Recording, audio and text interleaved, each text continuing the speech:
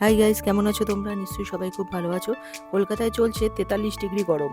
এই গরমে অফিস তো যেতেই হচ্ছে, অফিস কামাই করা যাবে না। দুপুরে লাঞ্চের পরে অফিস থেকে বেরিয়ে গেলাম আজকে আইসক্রিম খেতে। এত গরমের মধ্যে ইচ্ছে করলো একটু আইসক্রিম খেয়ে ঠান্ডা হওয়া যাক।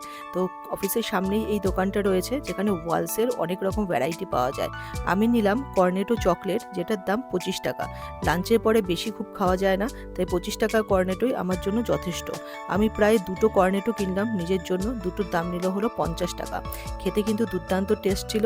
তো অফিসের নিচে দাঁড়িয়ে কর্নেটোটা খেলাম, খেয়ে বেশ ভালো লাগলো আর বেশ একটা ঠান্ডা ঠান্ডা ফিলিংও হলো। তো হঠাৎ করে গরমের মধ্যে যদি এরকম আইসক্রিম খাওয়া যায় তাহলে কিন্তু আলাদা একটা আমেজ থাকে, আলাদা একটা ঠান্ডা ফিলিং তো হয়ই।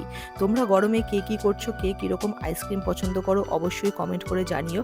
আর আমার মুখ দেখে বুঝতেই পারছো আমি এই আইসক্রিমটা খেয়ে একটা স্বর্গীয় অনুভূতি পেয়েছি। তো এই ভিডিওটা আমি এখানেই শেষ করছি। তোমরা আরও মিনি ব্লগের জন্য সাবস্ক্রাইব করো।